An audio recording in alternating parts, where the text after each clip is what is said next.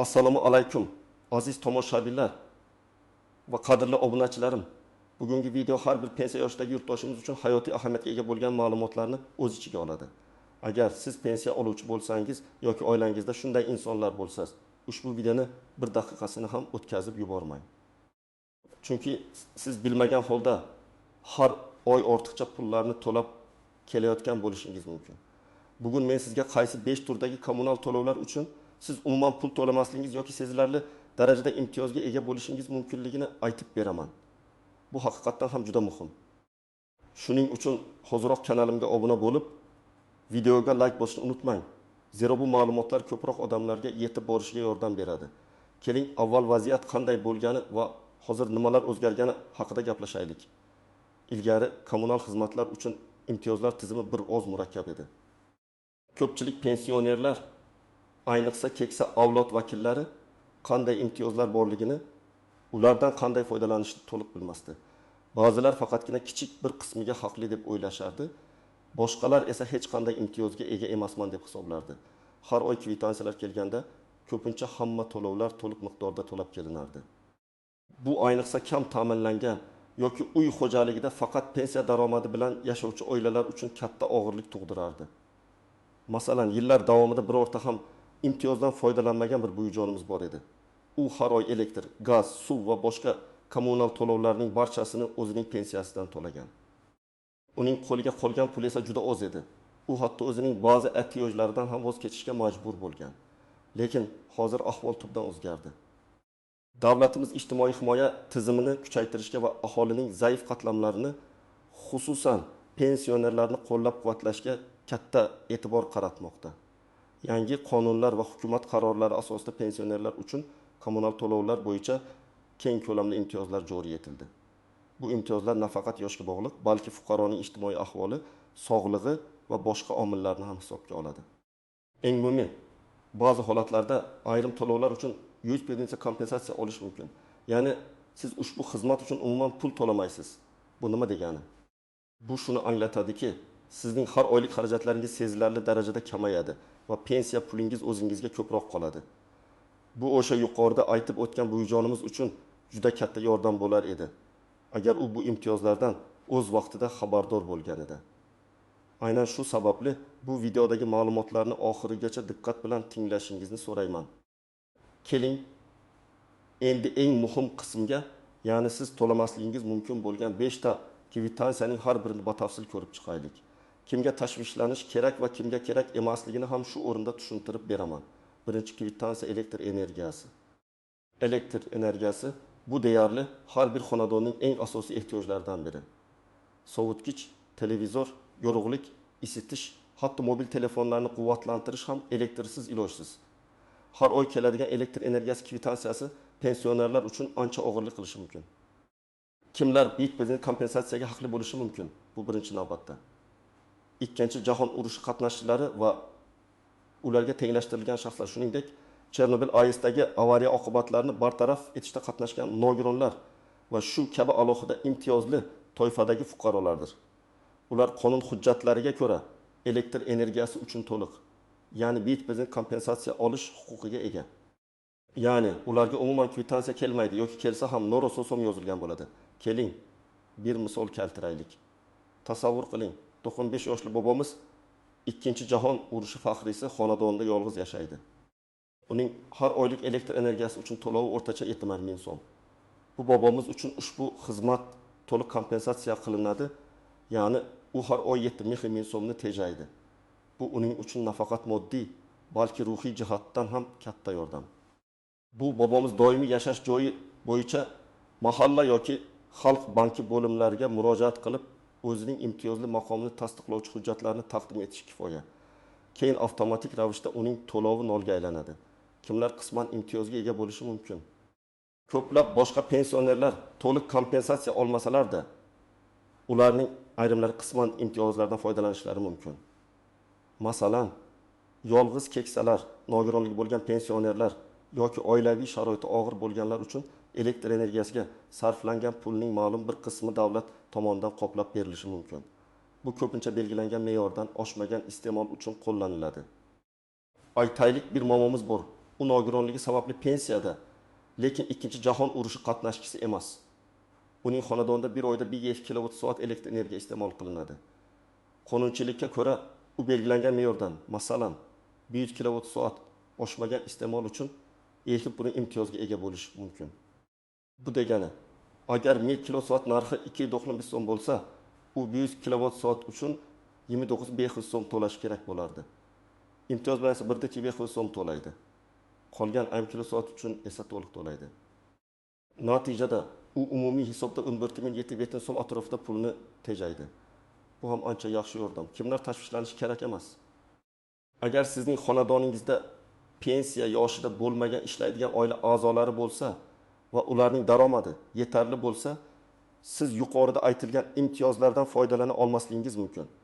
Chunki bunday imtiyozlar odatda oilaning umumiy ahvoli va daromadini hisobga oladi. Ammo agar oiladagi ishlaydigan a'zolar ham kam ta'minlangan deb topilsa yoki ular haqiqatan ham qarovga muhtoj pensionerga qarayotgan bo'lsa, alohida holatlar ko'rib chiqilishi mumkin. Ikkinchi kvitansiya, tabiiy gaz. Tabiiy gaz bu issiqlik, ovqat pishirish va qulaylik degani. Ayniqsa qish mavsumida gaz to'lovlari pensionerlarning byudjetiga jiddiy ta'sir ko'rsatadi. Elektr energiyasiga o'xshab gaz uchun ham imtiyozlar mavjuddir. Boshqa kompensatsiyaga kimlar haqli? Xuddi elektr energiyasida bo'lgani kabi Ikkinchi jahon urushi qatnashchilari va ularga tenglashtirilgan shaxslar, shuningdek Chernobil avariyasi oqibatlarini bartaraf etishda qatnashgan nogironlar kabi alohida imtiyozli toifadagi fuqarolar tabiiy gaz uchun ham to'liq kompensatsiya olish huquqiga ega. Bu guruhga kiruvchilar uchun gaz uchun keladigan kvitansiyada $1 so'm ko'rsatiladi. Misol, 68 yoshli bir momomiz bor. U urush davridagi og'ir mehnat frontida ishlaganligi uchun urush faxriylariga tenglashtirilgan. Uning xonadonida o'rtacha bir oyda 2 mehr kubometr gaz iste'mol qilinadi. Agar 1 kubometr gaz narxi 300 so'm bo'lsa, u oyiga 95 million so'm gaz uchun to'lash kerak edi. Lekin u imtiyozga ega bo'lganligi sababli bu pulni to'lamaydi. Natijada har oy 95 million so'm uning cho'ntagida qoladi. Bu pul unga dori darmon yoki boshqa ehtiyojlar uchun juda oz qotadi. Qisman imtiyozlar kimlarga beriladi? Yolg'iz keksalar, nogironligi bo'lgan pensionerlar, ijtimoiy himoyaga muhtoj deb topilgan boshqa pensionerlar uchun gaz to'lovlariga qisman imtiyozlar belgilanishi mumkin. Bu imtiyozlar ham odatda belgilangan me'yor doirasida iste'mol qilingan gaz miqdoriga nisbatan qo'llaniladi. Masalan, oddiy pensiya oluvchi va yolg'iz yashovchi 75 yoshli amakimiz bor. Uning xonadoni uchun qish oylarida gaz iste'moli 300 kubometrga yetadi. Agar qonunchilikda uning toifasidagi shaxslar uchun 200 kubometr gazga Erpons imtiyoz berilishi ko'rsatilgan bo'lsa, u holda 200 kubometr 38 so'm, 76 ming so'm. Bu summaga Erpons imtiyoz qo'llaniladi. Ya'ni u 38 ming so'm to'laydi. Qolgan 100 kubometr uchun 300-200 u to'liq narxda to'laydi. 100 kubometr 38 so'm, 38 ming so'm. Jami u 38 ming plus 38 ming 76 ming so'm to'laydi. Imtiyozsiz esa 1.4 ming so'm to'lashi kerak edi. Natijada u har oy 38 ming so'm tejaydi. Kimlar tashvishlanishi shart emas. Agar sizning xonadoningizda ishlaydigan, daromadi yetarli bo'lgan oila a'zolari yashasa va ular pensionerlarga qaram bo'lmasa, siz uchun gaz imtiyozlari ko'zda tutilmagan bo'lishi mumkin. Davlat imtiyozlari eng avvalo ijtimoiy himoyaga muhtoj shaxslarga qaratilgan.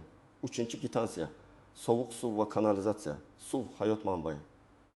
U har bir xonadonda toza ichimlik suvi, gigiyena va boshqa ehtiyojlar uchun zarur.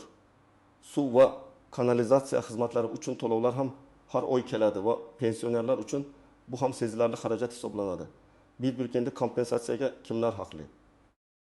Yuqorida sanab o'tilgan alohida imtiyozli toifadagi fuqarolar, urush qatnashchilari, nogironlar va ularga tenglashtirilganlar sovuq suv va kanalizatsiya xizmatlari uchun ham independent kompensatsiya olish huquqiga ega.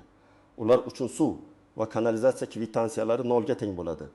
Misol, farzandlarsiz yolg'iz yashovchi 90 yoshli urush nogironi momo. Uning xonadonida oyiga o'rtacha 8 kubometr sovuq suv iste'mol qilinadi va kanalizatsiya uchun ham shu miqdorga teng to'lov amalga oshiriladi. Agar 1 kubometr sovuq suv narxi 1300 so'm, kanalizatsiya esa 1000 so'm bo'lsa, u umumiy hisobda 1400, to'shli 1400, 2400, 1200 so'm to'lash kerak edi. Ammo imtiyoz tufayli u bu summani to'lamaydi. Qisman imtiyozlar kimlarga beriladi? Yolg'iz keksalar, nogironligi bo'lgan pensionerlar, ijtimoiy himoyaga muhtoj deb topilgan boshqa pensionerlar uchun sovuq suv va kanalizatsiya to'lovlariga qisman imtiyozlar mavjud. Bu ham me'yor doirasida iste'mol qilingan suv miqdoriga nisbatan qo'llaniladi. Masalan, 70 yoshli pensioner ayol, uning xonadonida oyiga 10 kubometr suv iste'mol qilinadi. Agar unga 5 kubometr uchun etim pulli imtiyoz berilsa, 5 kubometr uchun 5400 so'm, 12000 so'm. Imtiyoz bilan 6000 so'm to'laydi. Qolgan 5 kubometr uchun to'liq narxda 5412 so'm. Jami u 6000 plus 12000, umumdagi 20000 so'm to'laydi. Imtiyozsiz esa 24000 so'm edi. Bu esa har oy 6000 so'm tejaladi degani. Bu mablag' kichik tuyulsa ham yil davomida ancha katta summani tashkil etadi. Kimlar tashvishlanishi shart emas. Agar xonadoningizda ishlaydigan, daromad yetarli bo'lgan oila a'zolari bo'lsa, suv va kanalizatsiya uchun imtiyoz olish ehtimoli kamayadi. Chunki bu xarajatlarni oila mustaqil qoplashi kutiladi. 4-kvitansiya, markazlashgan isitish, issiqlik ta'minoti. Ko'p qavatli uylarda yashovchi pensionerlar uchun markazlashgan isitish to'lovlari, ayniqsa qishda juda katta miqdorlarni tashkil etishi mumkin. Bu xizmatning narxi odatda kvartira maydoniga bog'liq bo'ladi. Bidispandik kompensatsiyaga kimlar haqli? Avvalgi misollarda keltirilgan alohida imtiyozli toifadagi fuqarolar, urush qatnashchilari, nogironlar va ularga tenglashtirilganlar markazlashgan isitish uchun ham bidispandik kompensatsiya olish huquqiga ega. Ular qish mavsumida kvartiralarning isitilishi uchun hech qanday pul to'lamaydilar. Misol, markazlashgan isitish tizimiga ulangan ko'p qavatli uyda yashovchi 45 yoshli 2-jahon urushi qatnashchisi bobo. Uning kvartirasining maydoni 50 kvadrat metr. Agar har kvadrat metr isitish uchun to'lov 3000 so'm bo'lsa, u har oy 1000 so'm to'lashi kerak edi. Lekin imtiyoz tufayli u bu pulni to'lamaydi. Tasavvur qiling, qishda 5-6 oy davomida har oy 1000 so'm tejash. Bu juda katta yordam. Qisman imtiyozlar kimlarga beriladi? Yolg'iz keksalar, nogironligi bo'lgan pensionerlar va ijtimoiy himoyaga muhtoj deb topilgan boshqa uchun isitish to'lovlariga qisman imtiyozlar mavjud. Bu ham kvartira maydonining ma'lum bir qismi uchun yoki umumiy to'lovning ma'lum foizi sifatida belgilanishi mumkin. Masalan, 68 yoshli yolg'iz pensioner Momo, uning kvartirasi 1 kvadrat metr. Agar unga 3 kvadrat metr uchun ehbarning imtiyoz berilsa, 3 kvadrat metr uchun 3000 so'm, 9000 so'm to'laydi. Qolgan 10 kvadrat metr uchun to'liq narxda 3000 so'm, 3000 so'm. Jami u garim 5000 plus 3000 ga 7500 so'm to'laydi. Imtiyozsiz esa 1020 so'm edi. Bu har oy garim 5000 so'm tejash degani. Kimlar tashvishlanishi shart emas. Xonadonda ishlaydigan va yetarli daromadga ega bo'lgan oila a'zolari bo'lgan pensionerlar odatda isitish uchun imtiyoz ola olmaydilar. Bu ham oilaning ijtimoiy ahvoli va daromadiga qarab belgilanadi. 5-kvitansiya. Qattiq maishiy chiqindilarni olib chiqish. Chiqindilarni olib chiqish xizmati har bir xonadon uchun majburiy hisoblanadi. Bu to'lov odatda har bir rezident uchun yoki xonadon uchun belgilanadi. Garchi bu to'lov boshqa kommunal xizmatlarga nisbatan unchalik katta bo'lmasa ham, bu ham pensionerlar byudjetiga ta'sir qiladi va uni ham tejash mumkin. Bidispandik kompensatsiyaga kimlar haqli? Yuqorida qayd etilgan alohida imtiyozli toifadagi fuqarolar, urush qatnashchilari, nogironlar va ularga tenglashtirilganlar qattiq maishiy chiqindilarni olib chiqish xizmati uchun ham bidispandik kompensatsiya olish huquqiga ega. Ular uchun bu xizmat mutlaqo bepul. Misol, 92 yoshli urush faxriysi bobomiz bor. Uning xonadonida har bir kishi uchun chiqindi to'lov 7500 so'm. Agar u yolg'iz yashasa, har oy 7500 so'm to'lash kerak edi. Ammo imtiyoz tufayli u bu pulni to'lamaydi. Qisman imtiyozlar kimlarga beriladi? Qisman imtiyozlar ushbu to'lov turi bo'yicha kamroq uchraydi. Ammo ba'zi hududlarda yoki kam ta'minlangan oilalar uchun mahalliy hukumat qarorlariga binoan shunday imtiyozlar belgilanishi mumkin. Bu haqda o'z mahalliy hokimiyat organlari yoki tegishli ijtimoiy himoya bo'limlaridan aniqlash tavsiya etiladi. Ba'zan yolg'iz keksalar yoki nogironligi bo'lgan pensionerlar uchun ushbu xizmatga ixtimbarli imtiyoz berilishi mumkin. Masalan, yolg'iz yashovchi nogiron pensioner uchun 700-500 so'm o'rniga 300-500 so'm to'lashi. Kimlar tashvishlanishi shart emas. Agar xonadonda ishlaydigan va yetarli daromadga ega oila a'zolari yashasa, odatda chiqindi to'lovlari uchun imtiyoz ko'zda tutilmaydi. Endi esa ushbu imtiyozlarni olishda yuzaga kelishi mumkin bo'lgan istisnolar, qaltis jihatlar va uncha oydin bo'lmagan nozik nuqtalarga e'tibor qaratamiz. Birinchi va eng muhim nozik nuqta bu oilaviy ahvol omili. Yuqorida aytib o'tganimdek, aksariyat imtiyozlar ayniqsa bitib birinchi kompensatsiya, yolg'iz yashovchi yoki ijtimoiy himoyaga muhtoj pensionerlar uchun mo'ljallangan. Agar sizning xonadoningizda pensiya yoshida bo'lmagan, ishlaydigan va daromadi yetarli bo'lgan oila a'zolari, farzandlar, nabiralar va hokazo yashasa, siz bu imtiyozlardan foydalana olmasligingiz mumkin. Davlatning mantig'i shundan iboratki, agar oilada daromad topuvchi shaxslar bo'lsa, ular keksa oila a'zolarining kommunal to'lovlarini qoplashlari kerak. Misol, bir pensioner bobomiz bor. U urush faxriysi. Lekin u o'g'li va kelinning oilasi bilan bir uyda yashaydi. O'g'li davlat ishida ishlaydi, kelini esa tadbirkorlik bilan shug'ullanadi va ularning daromadi yetarli. Bobomiz urush faxriysi bo'lsa-da, u kommunal to'lovlar uchun 100% kompensatsiya ola olmasligi mumkin. Chunki u yolg'iz emas va uning qarovchilari mavjud. Ammo bu holatda ham mahalliy ijtimoiy himoya bo'limlariga murojaat qilib, individual holatlarni ko'rib chiqishni so'rash mumkin. Ba'zi hollarda agar oilaning daromadi belgilangan chegaradan past bo'lsa, baribir imtiyoz berilishi mumkin. Ikkinchi nozik nuqta yashash joyi. Imtiyozlar odatda pensionerning doimiy ro'yxatdan o'tgan propiska va amalda yashaydigan joyiga nisbatan beriladi. Agar pensioner bir manzilda ro'yxatdan o'tgan bo'lib, boshqa manzilda yashasa va ikkinchi manzildagi kommunal xizmatlarga imtiyoz olmoqchi bo'lsa, bu muammo tug'dirishi mumkin. Shuning uchun imtiyozlarni rasmiylashtirishda doimiy yashash joyingizdagi kommunal xizmatlar uchun murojaat qilish kerak. Uchinchi nozik nuqta me'yorlardan oshgan iste'mol. Ko'plab qisman imtiyozlar faqat belgilangan me'yor doirasida iste'mol qilingan xizmatlar uchun beriladi. Agar sizning iste'molingiz bu me'yorlardan oshib ketsa, oshgan qism uchun siz to'liq narxida to'lashingiz kerak bo'ladi. Misol, yolg'iz yashovchi pensioner amakimizga oyiga 100 kWh elektr energiyasiga EXP'nin imtiyoz beriladi. Lekin u bu oyda 1 taqsim kWh elektr iste'mol qildi. Demak, 100 kWh uchun EXP'nin imtiyoz bilan to'laydi. Qolgan taqsim kWh uchun esa to'liq narxda to'lashga majbur bo'ladi. Ba'zi pensionerlar buni bilmay, nega menga to'liq imtiyoz berilmadi deb norozi bo'lishlari mumkin. Shuning uchun imtiyoz shartlarini va belgilangan me'yorlarni aniq bilish muhim. 4-nozik nuqta vaqtinchalik xususiyat. Ba'zi imtiyozlar vaqtinchalik xususiyatga ega bo'lishi mumkin. Ya'ni ular muayyan muddatga beriladi va keyin qayta rasmiylashtirishni talab qiladi. Shuning uchun imtiyozlaringiz muddatini vaqti bilan tekshirib turish zarur. 5-nozik nuqta hujjatlarni yangilash. Agar sizning ijtimoiy holatingiz o'zgarsa, masalan, turmush qurishingiz, xonadoningizda ishlaydigan yangi oila a'zosi paydo bo'lishi yoki nogironlik guruhingiz o'zgarishi bu sizning imtiyozlaringizga ta'sir qilishi mumkin. Shunday o'zgarishlar yuzaga kelganda tegishli idoralarga xabar berish va hujjatlarni yangilash muhim. Aks holda siz noqonuniy ravishda imtiyozlardan foydalangan deb topilishingiz va hatto ortiqcha olingan mablag'larni qaytarishingiz talab qilinishi mumkin. Endi esa eng muhim qismiga o'tamiz. Amaliy maslahatlar. Bu imtiyozlardan foydalanish uchun siz nima qilishingiz kerak? Qayerga borish kerak? Qanday hujjatlarni to'plash kerak? Nima yozish kerak? Birinchi qadam ma'lumotni aniqlashtirish. Eng avvalo siz o'zingizning qaysi imtiyozli to'yfaga kirishingizni aniqlab oling. Siz urush qatnashchisimisiz, unga tenglashtirilganmisiz, nogironmisiz, yolg'iz keksa yoshdamisiz yoki kam ta'minlangan oila a'zosimisiz? Bu juda muhim. Chunki imtiyozlarning ko'lami va turlari aynan shu maqomingizga bog'liq. Ikkinchi qadam kerakli hujjatlarni to'plash. Odatda quyidagi hujjatlar talab qilinadi. Yirik pasport, asl nusxasi va nusxasi. Pensiya guvohnomasi, asl nusxasi va nusxasi utuv.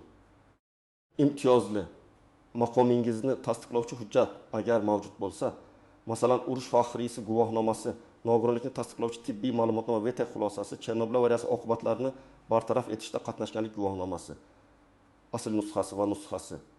Döxt. Oilaning tarkibi to'g'risida ma'lumotnoma F7 shakli. Mahalla fuqarolar yig'inidan olasiz. Bu sizning xonadoningizda kimlar yashayotganini ko'rsatadi. Bu ayniqsa oila a'zolari soni va ularning mehnat faoliyati bilan bog'liq imtiyozlar uchun kerak bo'ladi. 5. Kadastr hujjatlari, uy yoki kvartiraga egalik huquqini tasdiqlovchi hujjatlar nusxasi. Bu uy-joy maydoni bilan bog'liq bo'lgan isitish imtiyozlari uchun kerak bo'lishi mumkin. 6. Bank hisob raqamingiz rekvizitlari agar kompensatsiya pul ko'rinishida o'tkaziladigan bo'lsa. 3-qadam, qayerga murojaat qilish kerak? Siz asosan 2 asosiy organga murojaat qilishingiz mumkin. 1. Davlat xizmatlari markazlari, DXM, hozirgi kunda ko'plab xizmatlar, shu jumladan ijtimoiy imtiyozlarni rasmiylashtirish DXM orqali amalga oshiriladi. Bu eng qulay va tezkor yo'l hisoblanadi. Siz o'zingizga eng yaqin bo'lgan DXMga yuqoridagi hujjatlar bilan borasiz. 2. Xalq banki bo'limlari. Ba'zi kommunal xizmatlar uchun imtiyozlar va kompensatsiyalar aynan Xalq banki orqali amalga oshirilishi mumkin. Siz yashash joyingizdagi Xalq banki filialiga murojaat qilishingiz mumkin. 3. Mahalla fuqarolar yig'ini. Ba'zi mahalliy darajadagi ijtimoiy yordam dasturlari yoki qisman imtiyozlar mahalla orqali ham rasmiylashtirilishi mumkin. Agar sizning holatingiz biroz nozik bo'lsa, avval mahalla faollaridan maslahat olish ham yaxshi natija beradi. 4. Ijtimoiy himoya agentligining hududiy bo'limlari. Bu agentlik yaqinda tashkil etilgan bo'lib, ijtimoiy himoya tizimining ko'plab jabhalarini o'z ichiga oladi. Eng ishonchli va to'liq ma'lumotni shu yerdan olishingiz mumkin. Ular har bir holatni individual ko'rib chiqadi. 4-qadam, arizani to'g'ri yozish. Sizga kerakli blankani DXM yoki Xalq bankida berishadi. Arizani to'ldirishda quyidagi ma'lumotlarni aniq ko'rsatishingiz lozim. Pasport ma'lumotlari, yashash manzili, pensiya guvohnomasi raqami. Imtiyoz turini so'rash sababi. Masalan, men 2-jahon urushi qatnashchisi bo'lganligim sababli elektr energiyasi, tabiiy gaz, sovuq suv, isitish va chiqindi to'lovlari uchun 100% kompensatsiya olishni so'rayman. Qaysi kommunal xizmatlar uchun imtiyoz so'rayotganingizni aniq ko'rsating. Iloji bo'lsa sizning oilaviy ahvolingiz, daromadingiz haqida ham qisqacha ma'lumot bering. Murojaat sanasi va imzo. 5-qadam, arizangizni kuzatib boring. Arizangizni topshirganingizdan so'ng uning ko'rib chiqilish muddatini bilib oling. Agar belgilangan muddat ichida javob kelmasa, murojaatingiz holatni so'rashdan tortinmang. Ko'pincha sizning arizangiz kommunal xizmat ko'rsatuvchi tashkilotlarga yuboriladi va ular sizning hisobingizdan tegishli imtiyozlarni avtomatik ravishda chegirib tashlaydi. Sizga keladigan kvitansiyalarda bu aks etishi kerak. Unutmang, bu imtiyozlar sizning qonuniy haqqingizdir. Hech kim sizni bu huquqdan mahrum qila olmaydi. Agar sizga imtiyoz berishni asossiz rad etilsa, bu harakat ustidan yuqori turuvchi organlarga yoki prokuraturaga murojaat qilish huquqingiz bor. Aziz tomoshabinlar, umid qilamanki, bugungi video siz uchun juda foydali bo'ldi. Endi siz qaysi kommunal to'lovlar uchun imtiyozlarga ega bo'lishingiz mumkinligini, kimlarga bidipadi kompensatsiya berilishini va bu imtiyozlarni olish uchun qanday harakat qilish kerakligini bilasiz. Eng muhimi, sustkashlik qilmang, bu gunoh harakatni boshlang. Bu nafaqat sizning moddiy ahvolingizni yaxshilaydi, balki davlatimizning sizga bo'lgan g'amxo'rligini ham his qilishingizga yordam beradi. Qo'shimcha savollaringiz bo'lsa, videoning ostiga izohlarda yozib qoldiring. Men imkon qadar ularga javob berishga harakat qilaman. Shuningdek, ushbu videoni o'z qarindoshlaringiz, qo'shnilaringiz va do'stlaringiz bilan ulashing. Zero bu ma'lumotlar ko'proq pensionerlarga yetib borishi va ularning hayotini yengillashtirishi juda muhim. Kanalimga obuna bo'lishni va videoga like bosishni unutmang. Keyingi videolarda ko'rishguncha xayr. Salomat bo'ling.